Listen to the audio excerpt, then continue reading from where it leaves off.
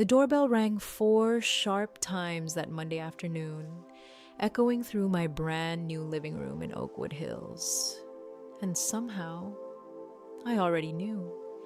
At 32, after years of grinding as a senior software engineer, I had finally bought my own $150,000 home with nothing but savings and smart investments. It was supposed to be peaceful, mine. But when I opened that door and saw my parents standing there, I realized they hadn't come to congratulate me.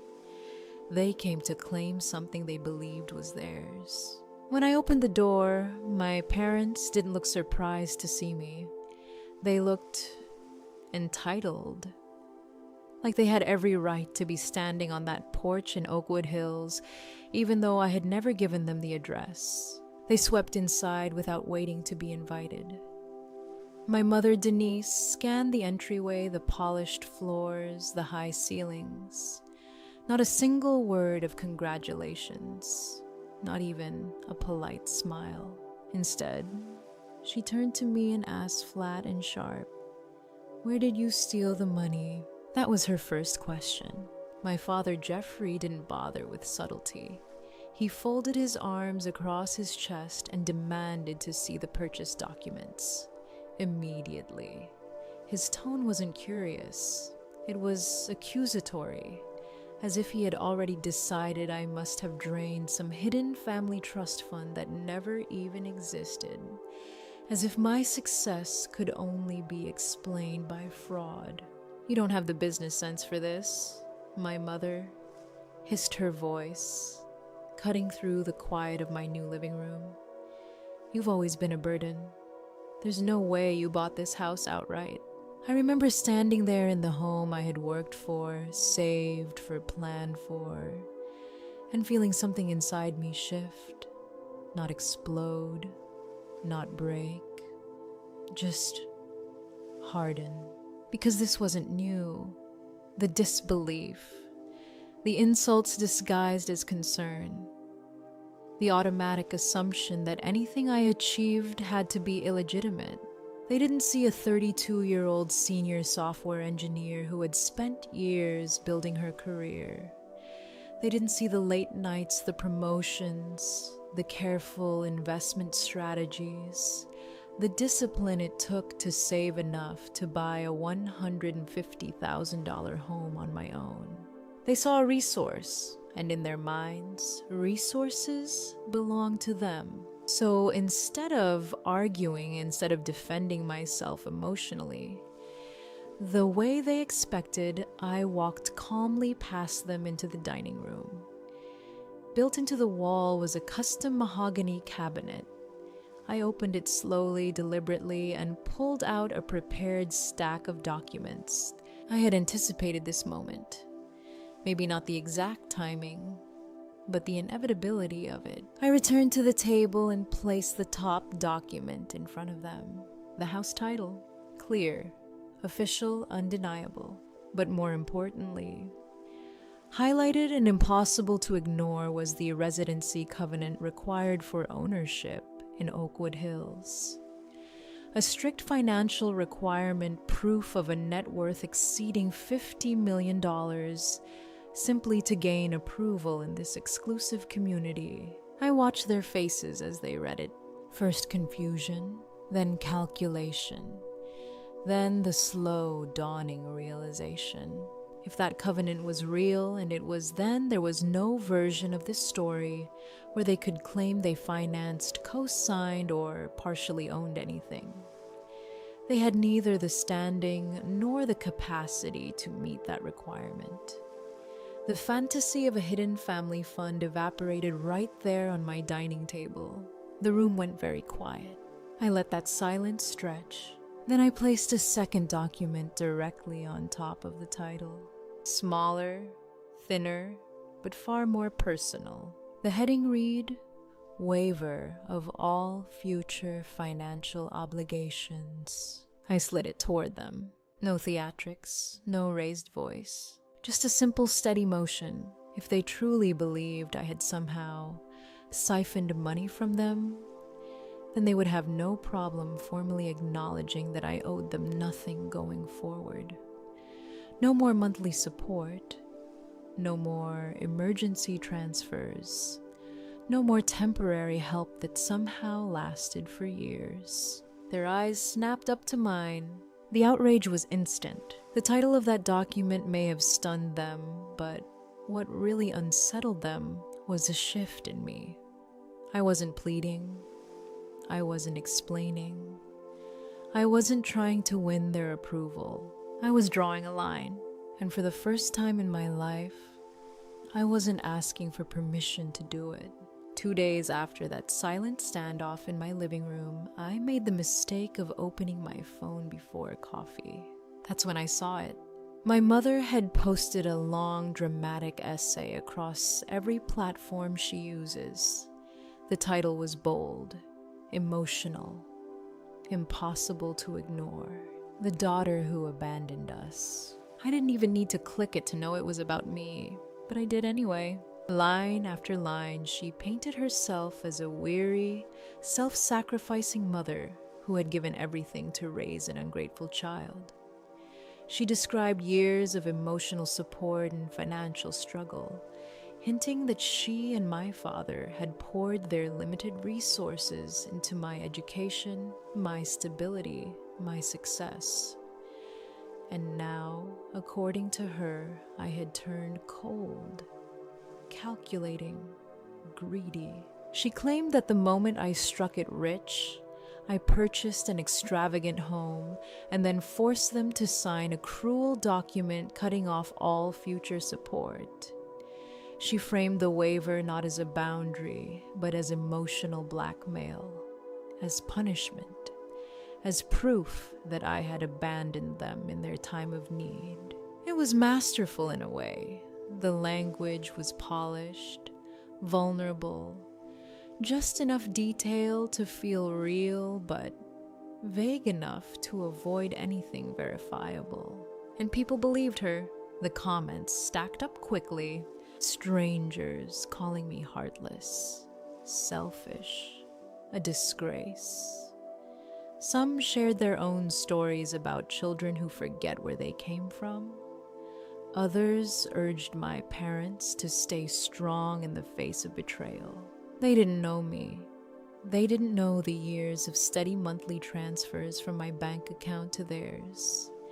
They didn't know the quiet guilt I carried every time I tried to reduce the amount and was told I was being ungrateful. All they saw was a grieving mother. And then I saw my sister's name, Brenda. For a second, I actually hoped she'd defend me, or at least stay silent. Instead, she commented publicly. She wrote that she was heartbroken watching me spiral into jealousy and resentment, that I had always struggled with feeling excluded from the close bond she shared with our parents. She suggested that cutting contact wasn't about self-protection, but spite. That I couldn't stand seeing them happy without me controlling the narrative. It was so calmly written, so reasonable, and completely false. Brenda had always been the favored one. The spontaneous gifts, the forgiven debts, the endless understanding. Meanwhile, I was the responsible one, the dependable one, the one who could be leaned on financially because I could handle it. Yet here she was, reinforcing the idea that I was unstable, ungrateful, motivated by jealousy. That part hurt more than the strangers, because strangers don't know your childhood. They don't remember who got bailed out and who was told to toughen up. Seeing Brenda step into the story not as a neutral sibling, but as a willing participant in the lie felt like confirmation of something I had resisted admitting for years. This wasn't miscommunication. This wasn't a misunderstanding. This was a coordinated narrative. And the more I read, the clearer it became. My mother wasn't just venting. She was constructing a public version of events where I was the villain and they were victims of my success. The scariest part wasn't the insults. It was how easily they rewrote history, how naturally they erased the financial support I had provided for nearly a decade, how confidently they portrayed my independence as betrayal, how quickly they weaponized sympathy. I put my phone down and just sat there in the quiet of my house, the same house they claimed I had stolen. I realized something in that moment that felt heavier than anger. This wasn't about the property. It wasn't about the waiver.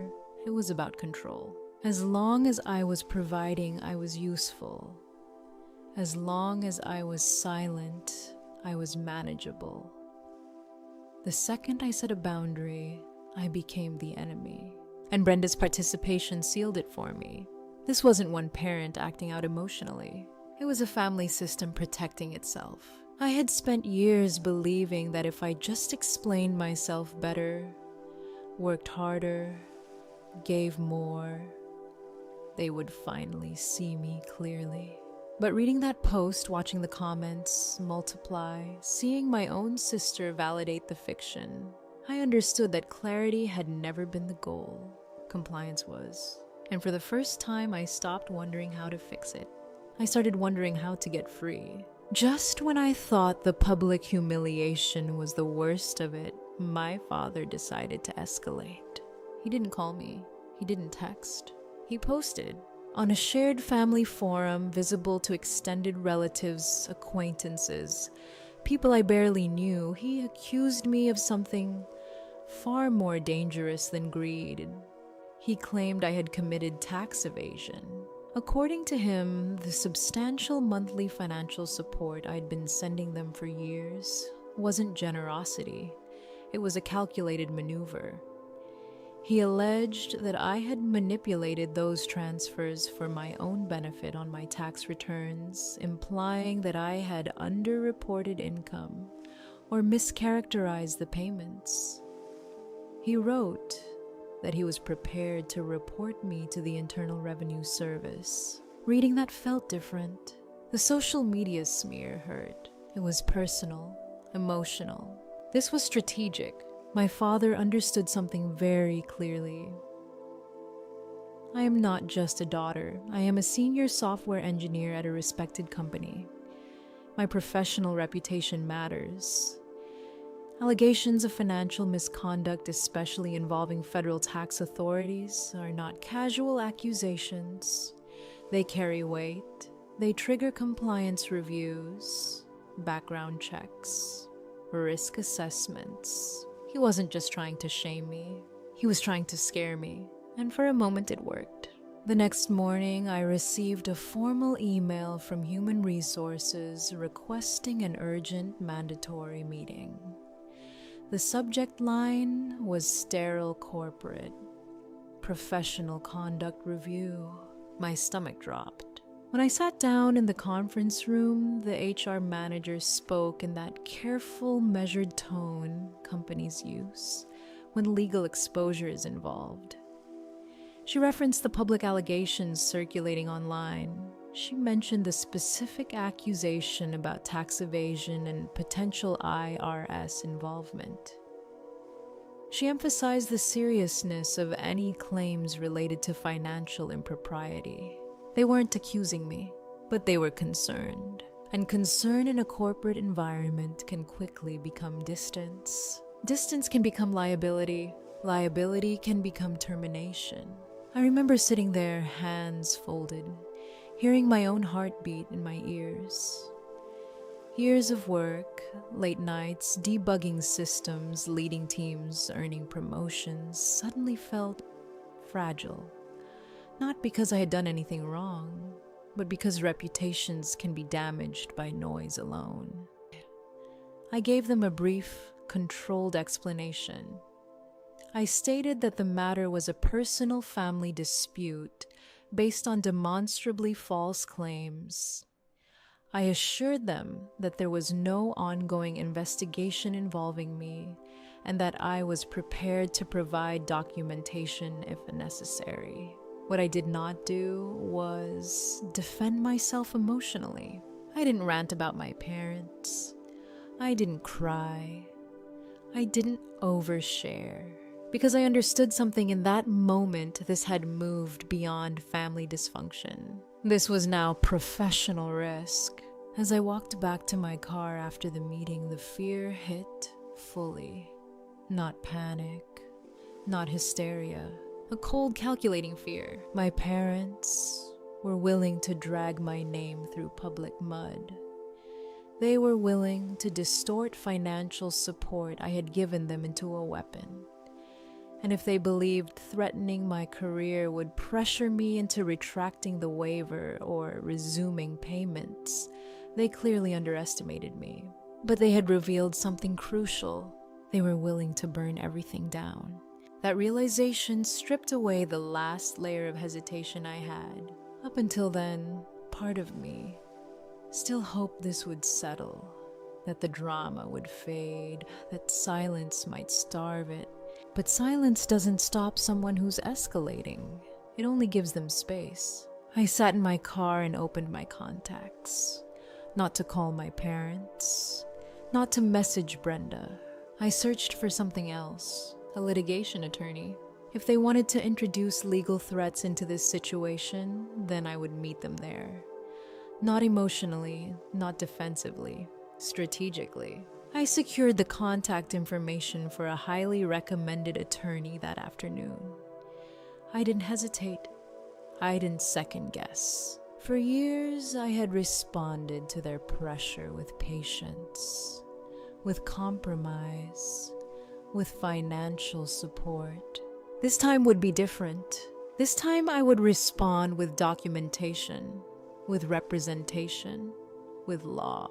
Because I finally understood the truth. You can't out-explain someone who benefits from misunderstanding you, but you can outmaneuver them. And that was the moment I stopped being their daughter in a dispute and started becoming their legal opponent. 3 weeks later, I found myself sitting in a sleek downtown office that looked nothing like the chaos my life had become. Avery Hayes didn't waste time on small talk. Her office was minimalist, clean lines, floor-to-ceiling windows, everything deliberate. She listened without interrupting as I walked her through it, all the unannounced visit. The waiver, the social media, smear my father's public tax threat, the HR meeting. She didn't react emotionally. No raised eyebrows, no dramatic sighs. When I finished, she folded her hands and said calmly, "This isn't about misunderstanding. This is about leverage." Hearing it phrased that way did something to me. It stripped the situation of its emotional fog. My parents weren't hurt. They weren't confused. They were applying pressure. Avery explained that the social media campaign, while ugly, had little legal weight. Defamation requires specific thresholds. Online outrage fades. What mattered were documented threats and actions. The IRS accusation, that was more serious, but only if it had substance. "Do you have clean records?" she asked. "Yes," I said without hesitation. "Then we treat noise as noise," she replied. Within that first meeting, she began drafting a formal cease and desist order. It would demand that my parents retract false statements, stop making public allegations about financial misconduct, and cease interfering with my professional reputation. It wasn't emotional retaliation, it was containment. For the first time since the doorbell rang, I felt something close to stability. There was a structure now, a process, a strategy. But 5 days later, that fragile calm shattered. A courier delivered a thick envelope to my house. Inside was a formal lawsuit. My parents weren't just smearing me online anymore. They were suing me. They were demanding partial ownership of my Oakwood Hills home. The basis, something they called the Family Development Fund. I read that phrase 3 times before it even made sense. According to the filing, this fund allegedly represented years of emotional investment, and minor undocumented financial contributions they claimed had supported my career trajectory. They argued that their sacrifices, financial and emotional, constituted tangible equity in my property, that my success was in part theirs, and therefore, so was the house. It was breathtaking. Not just the audacity, but the precision. They weren't claiming they paid the down payment. They weren't claiming their names were on the deed. They were claiming conceptual ownership, emotional equity reframed as financial stake. I brought the documents straight to Avery. She read through them slowly, expression steady. This, she said, finally isn't delusion, it's strategy. She explained that while the claim was deeply flawed, it was constructed carefully enough to force a legal response. They weren't expecting to win outright. They were expecting pressure, legal fees, stress, negotiation. They wanted me to settle. Even a small concession, a token payout, would validate their narrative. But Avery didn't look intimidated. If they want to formalize this, she said, we let them. Her mindset shifted instantly from defense to opportunity. A lawsuit meant discovery, depositions, financial disclosures, sworn testimony. It meant rules. And rules are dangerous for people who rely on manipulation. Still, the weight of it pressed on me that night. A civil lawsuit is not a comment thread. It's not gossip. It's real, public record, courtroom. So I made one more call. My grandmother, Professor Eleanor Vance, retired constitutional law professor, sharp as ever, respected, measured. I explained the lawsuit carefully, keeping my voice even. I told her about the fabricated family development fund, about the claim of emotional equity, about the attempt to seize partial ownership of my house. There was a long pause on the other end. Not shock, disappointment, deep professional disappointment. I was afraid it might come to this, she said quietly. I didn't yet know what she meant, but I could hear it in her tone. Whatever came next, this wasn't just going to be about a house. When my grandmother finally spoke, her voice wasn't emotional. It was analytical. Skyler Professor Eleanor Vance said carefully, those monthly transfers you've been sending your parents for years, how consistent were they? Very, I answered. Same amount, every month, for almost a decade. Another pause. And do you know how they reported that income? The truth was, I didn't. I had sent the money out of obligation, out of habit, out of guilt. I never questioned what they did with it once it left my account. That, she said quietly, may be the most important detail in this entire situation. She explained it without dramatics. If the payments were substantial and regular, they likely constituted taxable income unless properly categorized and reported. If my parents had been declaring minimal income while simultaneously receiving a steady stream of large monthly deposits from me, that discrepancy would not go unnoticed under scrutiny. Suddenly, my father's threat to report me to the IRS felt almost absurd, because if anyone invited federal attention, it wouldn't be me, it would be them. When I relayed this to Avery the next morning, I saw something shift behind her composed expression. Not surprise. Opportunity. We requested deeper financial records. We began mapping timelines, deposits, reported income, public filings tied to the lawsuit. The numbers didn't align. Their lawsuit painted them as financially fragile, barely sustained by minor annuities and sacrifice.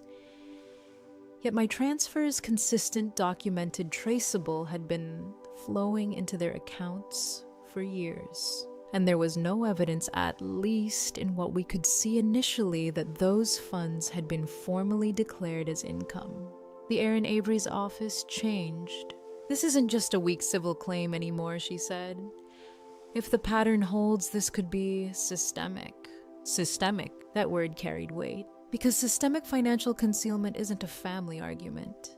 It's a federal issue. Then came the second blow. During discovery preparation, Avery's team uncovered something buried within the documents my parents had referenced in their claim and email, allegedly sent from my personal account. In it, I appeared to vaguely promise that once I purchased property, I would transfer a percentage of ownership to them in recognition of their years of guidance and financial assistance. I stared at the printed copy, feeling my pulse in my throat. I had never written that. The phrasing wasn't mine. The tone wasn't mine. And most importantly, the metadata didn't hold up. Avery had it analyzed. The digital trail led somewhere unexpected, but not entirely surprising. The IP address tied to the creation and final transmission of that email traced back. Not to my residence, not to my devices, but to Brenda. My sister hadn't just echoed the narrative publicly. She had participated in fabricating evidence. That realization landed heavier than anything else. This wasn't emotional exaggeration. This was conspiracy. A forged document introduced in support of a civil ownership claim isn't just unethical. It's fraud. It's an attempt to deceive the court. And once fraud enters a courtroom, everything changes. Avery leaned back in her chair after reviewing the digital report. "They just escalated this beyond recovery," she said evenly. At that moment, the strategy evolved. Up until then, the primary objective had been simple. Dismantle the Family Development Fund claim, prove the financial impossibility of their ownership argument, and get the case dismissed.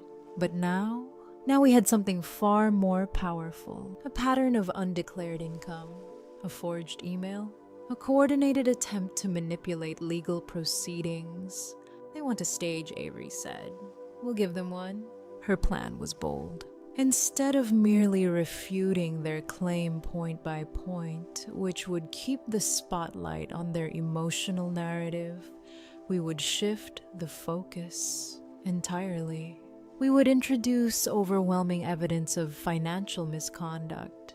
We would demonstrate that the same people claiming partial ownership of a property based on sacrifice had likely concealed substantial income for years. We would expose the fabricated email complete with digital proof of Brenda's involvement, not as revenge, as credibility destruction. Because in court, credibility is oxygen. If we could show that their claim relied on forged documentation and that their financial disclosures were deeply inconsistent, their entire case would collapse under its own weight. And more than that, introducing documented evidence of long-term tax evasion into the court record would not simply embarrass them. It would trigger mandatory reporting mechanisms. The Internal Revenue Service does not ignore sworn testimony supported by bank records. This would no longer be about whether they deserved part of my house. It would be about whether they had committed federal financial crimes. I sat there absorbing the magnitude of it. Part of me felt the old reflex guilt, fear, the instinct to soften the blow. But another part, the part that had quietly hardened the day they stood in my living room and called me useless, understood something clearly. They chose this battlefield. They filed the lawsuit. They introduced the forged document. They threatened federal agencies. Avery wasn't proposing retaliation. She was proposing exposure. "If we do this," she said carefully, "there's no going back to family dinners, no private resolution." I met her gaze. "There hasn't been a family in a long time," I replied. From that moment on, the case stopped being defensive. We weren't just protecting my house. We were preparing to detonate the truth in open court. The morning of the hearing felt unnaturally still, like the air inside the courthouse was holding its breath. Avery walked beside me, calm as ever, a slim folder tucked under her arm. I matched her pace, even though my pulse was anything but steady. This was no longer online noise, no vague threats. This was fluorescent lighting, polished wood, and a judge who would decide what was real. My parents were already seated when we entered. Denise had chosen soft colors, delicate jewelry tissues folded neatly in her lap. Jeffrey leaned heavily on a cane I had never seen him use before. His shoulders were rounded, his expression weary. They looked smaller than I remembered, fragile almost. It was a performance. When proceedings began, their attorney opened with a polished narrative about sacrifice, about aging parents who had invested everything into their daughter's future, only to be discarded the moment she achieved wealth. He described the so-called Family Development Fund as a mutual understanding, an informal but binding agreement built on trust. Then my mother took the stand. Her voice trembled at exactly the right moments. She spoke about sleepless nights, about supporting my education, about emotional labor no one sees. She never directly claimed she paid for my house. She was too careful for that. Instead, she implied ownership through devotion, through years of guidance that allegedly enabled my success. Jeffrey followed. Under oath, he denied any fraudulent intent, denied ever manipulating financial records, denied fabricating documents. He insisted the email promising shared ownership was authentic. He insisted the monthly payments I sent were minor gestures, gifts from a grateful daughter, not income, not substantial, not relevant. He looked at the judge and said, "We are simple people. We trusted our child." It was almost convincing. Then Avery stood. She didn't raise her voice. She didn't posture. Her cross-examination was surgical. She began with numbers. "Mr. Jeffrey," she said evenly, "you reported an annual income of this amount on your tax filings for the past decade. Is that correct?" He confirmed. She then presented bank statements, clean highlighted, methodical. These statements show consistent monthly deposits from Skyler, totaling a significantly higher annual figure than your declared income. Can you explain the discrepancy? A flicker of hesitation. "They were gifts," he repeated. "Gifts of that magnitude every month for 10 years, Avery asked. "And you never considered them reportable?" His grip tightened on the cane. She didn't press emotionally. She pressed factually. Each question narrowed the space around him. Reported income versus visible lifestyle expenses, declared revenue versus consistent cash flow. The fragile patriarch began to look less fragile. The judge's expression shifted, and then, just when it seemed their claim was unraveling, their attorney called a surprise witness. Brenda. She walked to the stand, poised, composed, dressed impeccably. For a split second, our eyes met. There was no hesitation in hers. Under oath, she delivered the most devastating accusation yet. She claimed I had blackmailed our parents, that I had threatened to cut off their sole source of income unless they agreed verbally to support my purchase of the Oakwood Hills home and guarantee my exclusive control over it. She framed the waiver as coercion, as proof that I had used financial leverage to dominate them. Her voice didn't shake. She described me as manipulative, calculating, a tyrant who weaponized money. The courtroom felt colder. Avery glanced at me, ready to object. I gave the smallest shake of my head. Let her finish. Let her commit fully. When it was my turn, I approached the stand without rush. I kept my voice steady. I spoke about my career, about becoming a senior software engineer through years of work and disciplined investing. I clarified that every dollar used to purchase my $150,000 home came from my own documented earnings and savings. Then I introduced the covenant. Oakwood Hills requires proof of a $50 million net worth for residency approval, I said clearly. The number landed heavily in the room. That covenant alone makes it financially impossible for my parents to have co-purchased or financed this property in any capacity. Silence followed. Their entire ownership theory depended on implied contribution. The covenant demolished that implication in a single statement. But the decisive shift came next. Professor Eleanor Vance took the stand. My grandmother did not perform. She testified. As a retired professor of constitutional law, her credentials were entered into record.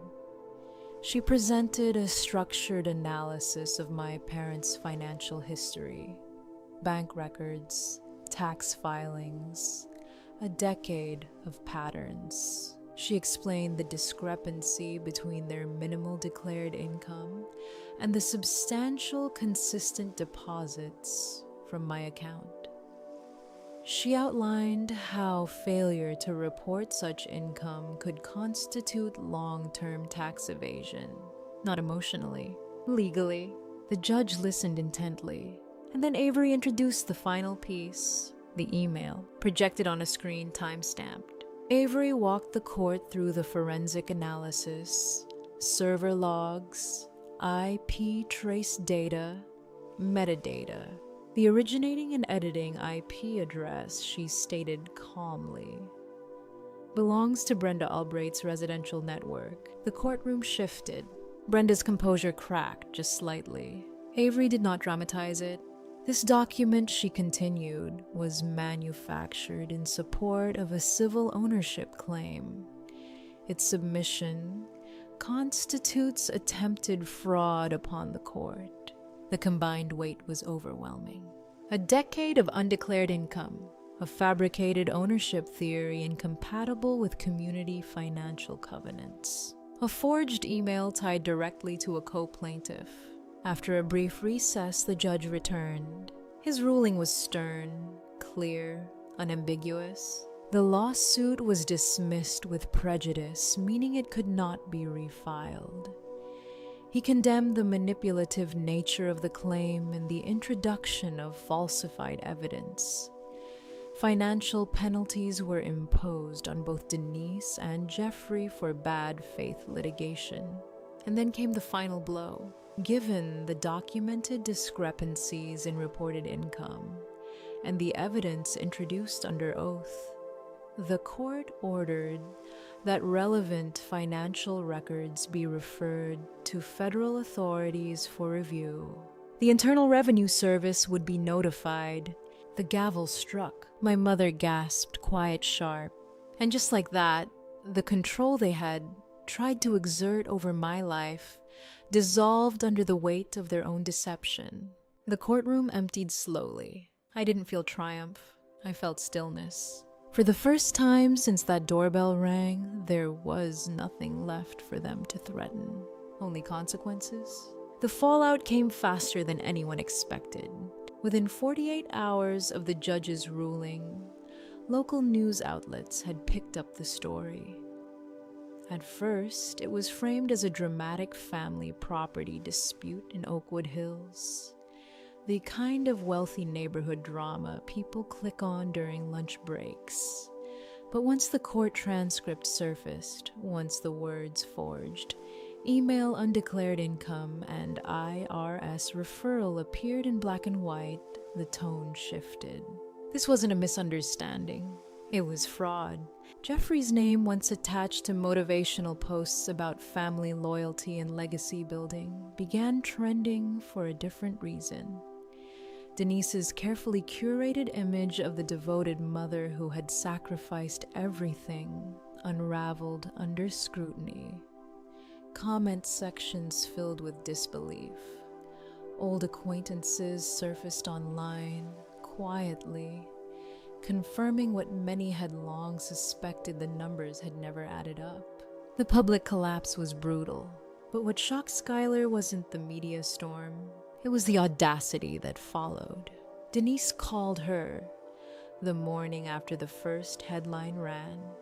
30 missed calls in less than an hour, then emails, then a voice message that shifted between sobbing and fury. "You need to fix this," Denise said. "You didn't have to let it go this far." As if Skyler had filed the fraudulent tax returns, as if she had forged the email, as if she had taken her to court. Jeffrey tried a different approach. He sent a text that read like a negotiation proposal. "If you retract the tax claims and publicly clarify there was a misunderstanding, we'll drop everything. We can move forward." Move forward. Skyler stared at the screen.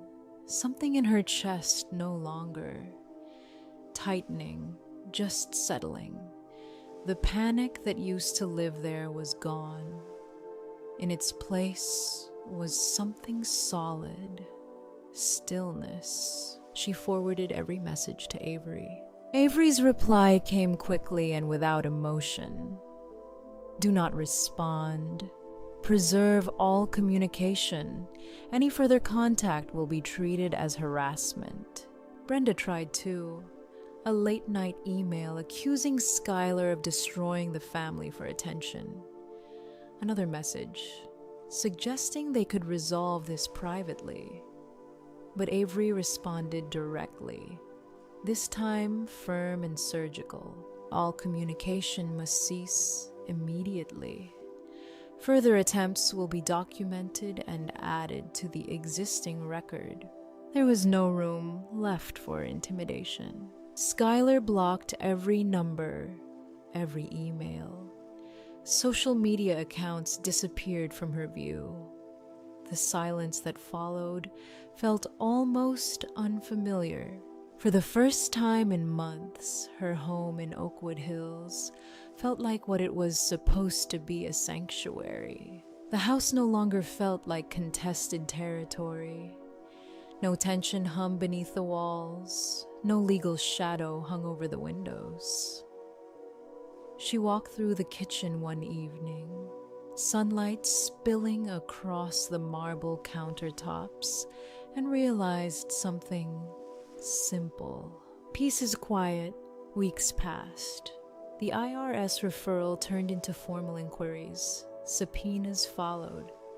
Financial records were audited. Years of returns scrutinized. Bank transfers traced. Professor Eleanor Vance had been precise in her assessment, and federal investigators moved with methodical patience. Then the indictments came. Federal tax evasion, filing false returns, conspiracy to commit fraud. Denise and Jeffrey were arrested on a Tuesday morning. The footage aired before noon. Denise shielding her face. Jeffrey stiff-backed but pale. Reporters shouting questions neither answered. The story was no longer about a house. It was about years of deception. Skyler watched, none of it, live. Avery called her with the update instead, voice steady as ever. "It's official. They've been charged." There was a pause. You don't need to do anything. And that was the most powerful part. She didn't need to fight anymore. Months later, after plea negotiations and sentencing, a letter arrived. The return address was a federal correctional facility. Denise's handwriting was unmistakable, looped careful, the same script that used to sign birthday cards. Skyler sat by the fireplace in the living room of her Oakwood Hills home, envelope unopened in her hands. Outside, the evening was still. No sirens, no reporters, No arguments echoing down hallways. Just quiet. She didn't open it. She didn't need to know what it said. Apology, blame, justification. It didn't matter. Some chapters don't require a response. She struck a match. The flame caught quickly, paper curling inward as ink dissolved into blackened edges. The letter folded in on itself, turned fragile, then ash. And that was that. Not rage, not revenge. Release. Skyler leaned back, watching the fire settle. For so long, she had believed boundaries were cruel, that protecting herself meant betraying someone else, that saying no meant losing family. But what she learned slowly, painfully was this. Self-preservation isn't aggression, it's clarity. It's choosing not to drown in someone else's choices. She hadn't destroyed her parents' lives. They had constructed the lie brick by brick. She had simply refused to stand inside it. The house was quiet again. Her phone stayed silent, and in that silence she felt something she hadn't felt in years. Freedom. Sometimes the hardest truth is this: love doesn't require self-destruction. Boundaries aren't betrayal. Accountability isn't cruelty. And you are not obligated to set yourself on fire just to keep someone else warm. If any part of this story felt familiar, you're not alone. So many people carry quiet burdens like this. If you'd like to share your thoughts, I'd truly love to read them. And if these stories resonate, you're always welcome to stay for more.